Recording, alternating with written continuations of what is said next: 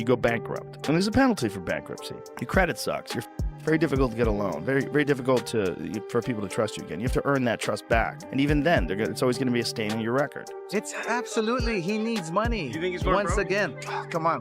Fighters like that always go broke. Yeah, he's stupid. He's an idiot. He loves the fame and he loves the money.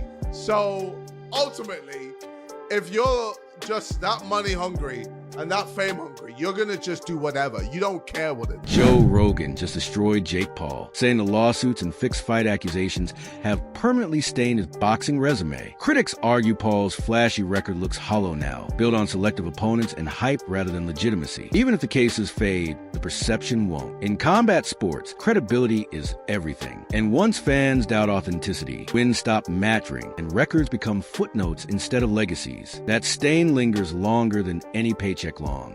Because there's a price that you pay that is not worth The hype around fake fight accusations exploded after the Jake Paul versus Anthony Joshua bout, with fans pointing to what they saw as strange patterns throughout the event. Many question how Jake managed to last longer against Joshua than Francis Ngannou did, despite the massive gap in experience and power. What was sold as a blockbuster clash between a social media star and a former unified heavyweight champion has sparked rampant speculation from leaked training footage and unusual betting activity to outspoken commentators, insisting the spectacle was more showbiz than sport. Week away from Jake Paul versus Anthony Joshua. What have we got here? As I look at it, for the fans, it put boxing still on the map because it keeps boxing relevant. Having exhibition fights like this, different celebrities and different things like that. I look at it as a fun thing for fans and stuff like that. I don't really take it seriously, because, we in the business of boxing. That right there is just, exhibition stuff. But I'm hearing they say it's a real fight. But yeah, it's a real fight because both guys are getting in a fight. I'm still the one that be thinking certain things are scripted as well too. So, but we'll see.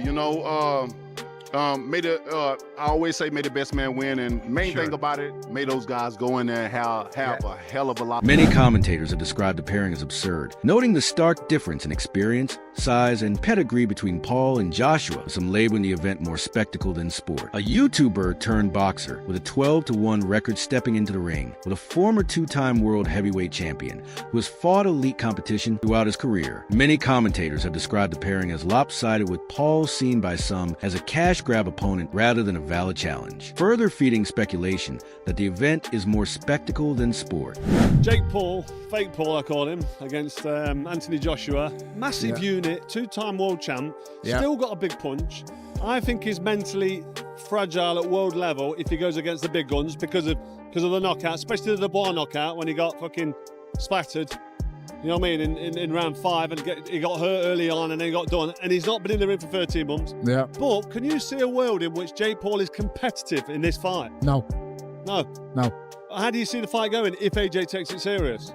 Simon Jordan added even more fuel to the controversy by claiming that Anthony Joshua could have knocked out Jake Paul at any moment, but deliberately didn't. According to Jordan, the fight had to be stretched out to satisfy Netflix's expectations, not boxing's. He suggested that Joshua's power, experience, and timing were so far beyond Paul's level that a quick finish would have ruined the spectacle in the streaming numbers. Instead, the bout allegedly needed rounds, drama, and tension to justify the massive platform and global audience. While Jordan offered no proof, his comments echoed what many fans already believe, that when big money and streaming giants like Netflix are involved, entertainment value can quietly take priority over competitive reality, leaving viewers questioning how real the fight truly was. Paul posted on Twitter after the fight, jaw broken, heart and balls intact. That's a good thing. Time to rest, recover, and return to cruiserweight. I mean, he's coming out of it as if, well, yeah, I got battered in the end, but boy. That's what he will do. I mean, it depends what you think this was. I mean, I never felt it was anything other than entertainment. I'm not surprised that Anthony Joshua could have knocked Jake Paul out anytime he wanted to. He didn't want to. So why didn't he? Because, well, when you're on a platform like Netflix that turns one-part episodes into a 6-part series, why would you think that part of their entertainment model is to have a 30-second fight? Why? Because you watch a Netflix series, you can watch it and you can go, well, I get the gist of it. Why have you got to turn it into 10 episodes?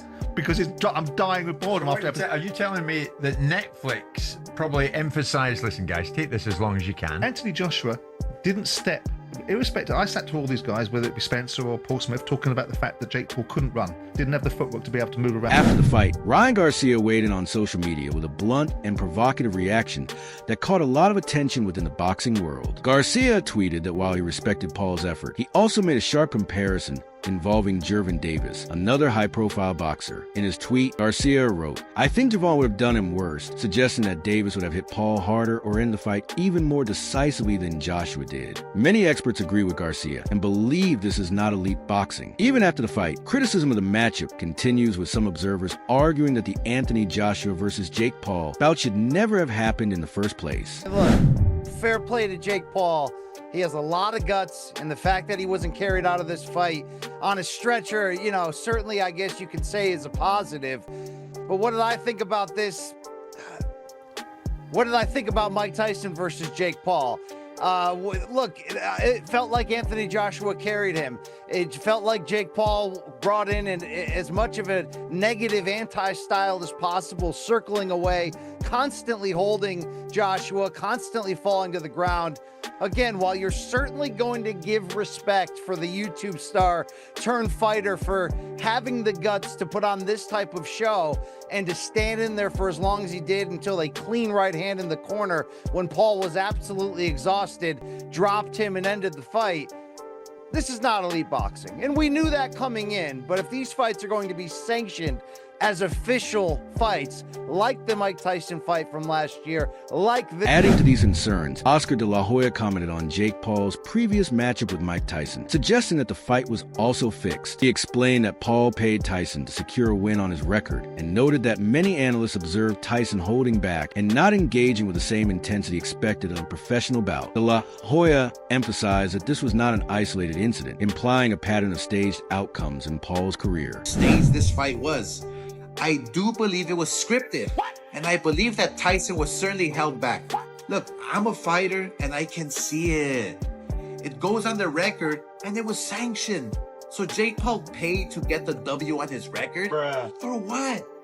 For your own personal satisfaction? Bruh. I keep telling you, if you want to be a real fighter, like you say you want to be, what are you doing? While Tyson has denied allegations of the fight being scripted, his performance left many fans disappointed, questioning whether this match should even be considered part of his official record. For someone of Tyson's caliber, the lack of fire in his approach was starkly noticeable, leaving a cloud of doubt over the fight's legitimacy. You know, recently broke some news about how he spoke to one of the Paul brothers and that they had an agreement that no one was supposed to get severely injured and that the fight had to last at least through the 6th round. As I was watching the fight, I'm like, damn, it looked like Mike came out a little hot, and I saw him do this one thing where he kept biting his gloves. I know there was a big age discrepancy here, right? Jake Paul being 27, Mike Tyson being 58, of course. But I'm thinking to myself, I'm like, is he biting onto his glove to hold back? Because it looked like he had something there. Even some of the jabs Mike threw, I'm like, he stopped his punch. I'm not trying to be conspiracy theorist here, but thinking to myself, I'm like, I don't know if Mike completely exerted himself or he just got really tired. I don't know about it being rigged or not, but I do feel bad for people who really are invested in the sport. You wanna know why I also think it might be a bit rigged? When the fight ended, Jake Paul kept calling out other fighters and he kept referencing, you guys need me, you guys need me. And I'm realizing he's meaning his money. So if boxers and people in the industry know that, hey, if we go get with Jake Paul, we'll make X. During the Jake versus Tyson fight, many critics highlighted unusual rules that seemingly favored Jake. Notably, clause allegedly penalized Tyson financially if he knocked Paul out early. This raised concerns about whether the fight's outcome was influenced by contractual stipulations rather than competitive spirit. Y'all already know I'm mad about this fight. I really wasn't even going to talk about it because I already felt like it was a setup. But when Trick Daddy Dollars posted this on Instagram, it really just confirmed and solidified everything. So, Trick Daddy Dollars posted this on Instagram, and I'm going to read it to social media. So, it says the rules for the Mike Tyson versus Jake Paul fight are designed to favor Jake Paul. These include: the rules are extremely favorable to Jake Paul. The contract will incentivize Mike Tyson to lose and give Jake Paul an opportunity to choose himself as a winner. The first stipulation in the contract will punish Tyson for knocking out Jake because he is paid on a sliding scale per round. If Tyson knocks Jake out in the first round, he would receive no money. If he knocks him out in the second round, he would only make a small amount of cash. For Tyson to make the most money, he needs to survive all 8 rounds, which means avoiding knocking Jake Paul out. If the fight goes to a split decision, it favors Jake Paul because the judges have to be approved by Jake Paul. I'm gonna let y'all read it.